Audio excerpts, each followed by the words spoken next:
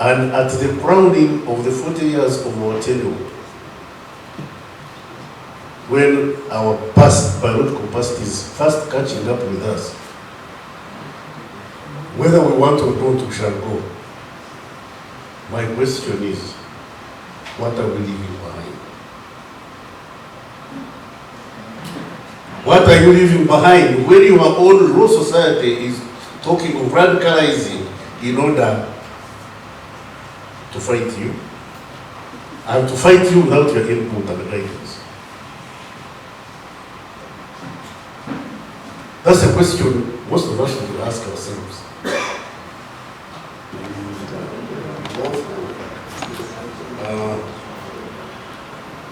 Colleague, the Honorable Attorney General, Kiyowa Kiwanuka, even in cabinet I sit behind you.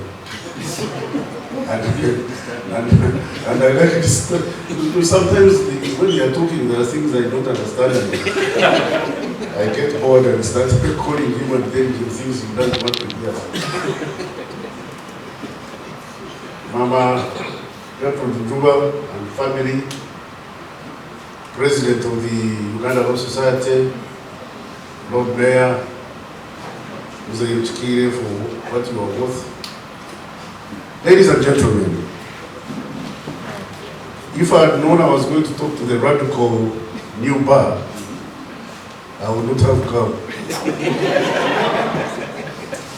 Because I don't like fighting wars I'm not prepared for. What is this radical new bar? Is it to the right or to the left? If the radical new bar is meant for internal struggle, I won't identify with it. If it is meant for external struggle and therefore struggle for mankind, I am a member.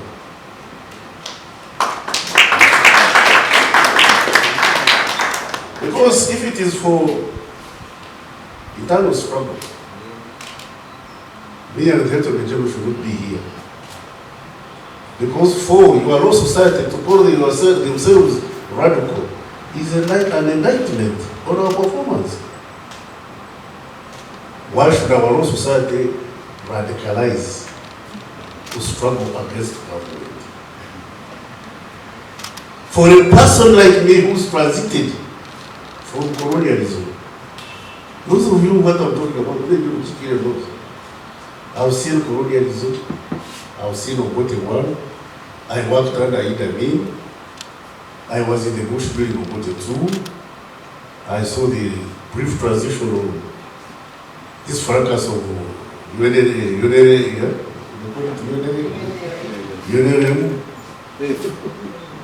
and then the 40 years of NRM. And at the crowning of the 40 years of our tenure, when our past biological past is fast catching up with us, whether we want or don't, we shall go. My question is, what are we leaving behind? What are you leaving behind when your own law society is talking of radicalizing in order to fight you? And to fight you without your input and guidance? That's a question most of us will ask ourselves. Ladies and gentlemen, apart from Besigye'S and a few other young men I was sitting with there, including my friend, this FDC MP. That's why what you know, we know. What we know, you don't. And it's not our fault that we were born before you. And we have the misfortune of going through this. When your own successors radicalize and they are radicalizing against you, it means things have been going on. it means things are real going on. And I'm glad the purpose of this world are doing it now when we were not clear to reach the principles. There are few disconcerting events that have taken place in this country, and I don't want to continue as minister responsible for internal affairs. I've made myself loud and clear that certain things that are happening are unacceptable, because I was here during the news fight. You know, I'll recount the dictum of this preacher in Germany during the Second World War. I forget his name. Anyway, God save his soul if at all he has any. He said, "This gentleman, whenever we went there, he would entertain us, and he would give us booze. Now, for the service officer, whenever he brought beer, the directors would be talking for us, we were drinking. Ironically, we started drinking at around 11. By 2, all of us would be speaking together with the president who was drinking juice. We were would be at the bar, we were drinking juice, for us we were drinking beer, but at around lunchtime, we are always very.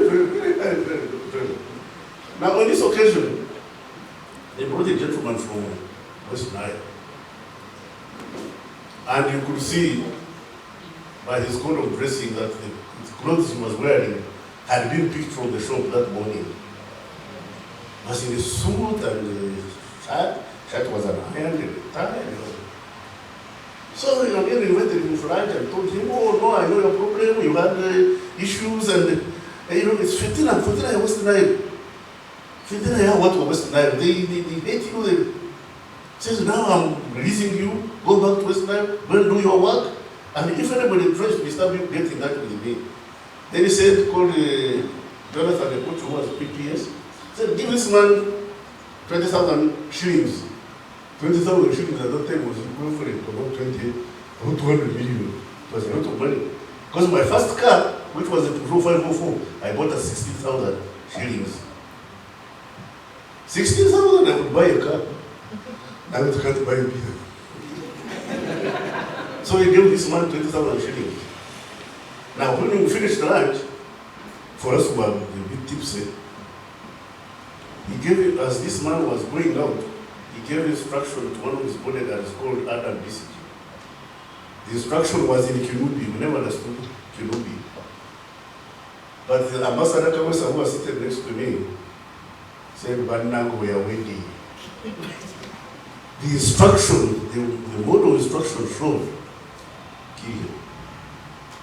Then Ambassador Kawesa said, "Banango, we are waiting." Are you sure we didn't get sober? We all sobered up. And true to what Kawesa had predicted, this man's body was discovered on Monday morning in the hedges of Cape Town, Villas. Get back on track. You're overspeaking. Because when we fight in a civil war, there are no winners, there are no losers. We all get bruised. The winners have bruises, the losers have bruises. But when you bruise your brethren, it's your duty to take the responsibility. Whether we hurt you or don't, it's our job to repair you. And whether you hurt us or don't, it's your job to rehabilitate us. So, why do we have to get to that stage when we can stop it before it happens? Disagreement is not the problem. Making mistakes is not the problem. The problem is when you can't repair the damage you have, or to prevent the damage you are about to do. In my military training, they told me, my instructors told me, the greatest generals are those who win wars, not shooting a bullet. Those who win wars without shooting a bullet. Talk of bullets. You see wars in the world. Have you ever heard of the phenomenon of the military industrial complex? The phenomenon of military industrial complex. Weapons are commodities. And they are made in factories. And those commodities have to be consumed. When they are not consumed, the factory is closed down, people get unemployed. So how do you consume weapons? How do you consume weapons? You create wars. They create wars, we buy their weapons, we kill each other, their industries go on, here we go back to begging. Do we manufacture beer in Uganda? No, but we deploy it. Do we make tanks? No.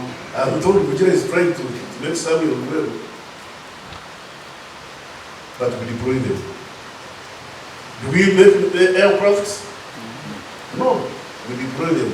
So does Rwanda, so does Congo, so does Burundi. And we are consuming all of these warcrafts from people who make them. And we pay for that equipment. So and we pay Ghanaians debts for weapons in both years. I mean, went and bought weapons using them against us. And we, the survivors, are paying. So Ghana, whatever you use against us, or whatever we use against you, when we win, we shall pay. When you win, you will pay. So, the medicine is, let's not fight. Yeah, let's not fight. Let's tell us how to get back on track. Yeah. Tell us how to get back on track. Chingo and I, we should also listen to them. That's the best way we shall get back on track. And then we shall not go prosper. Then you will not have reason to bury me when you kill me when I can't fight anymore. I'm not going to fight with a gun now, but I still have my head.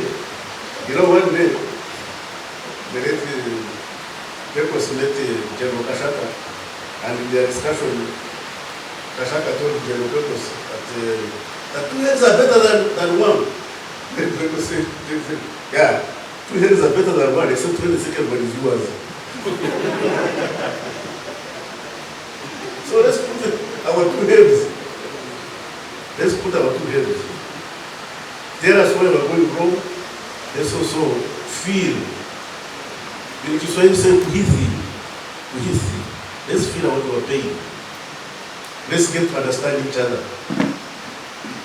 Let's not get excited. Like Mook says, for us we're not going to be part of the this iPod. But if you're not part of the iPod, how shall we know when you are hungry? But I'm suffering from hunger. The man in the kitchen does not know you are hungry. How does he feed you?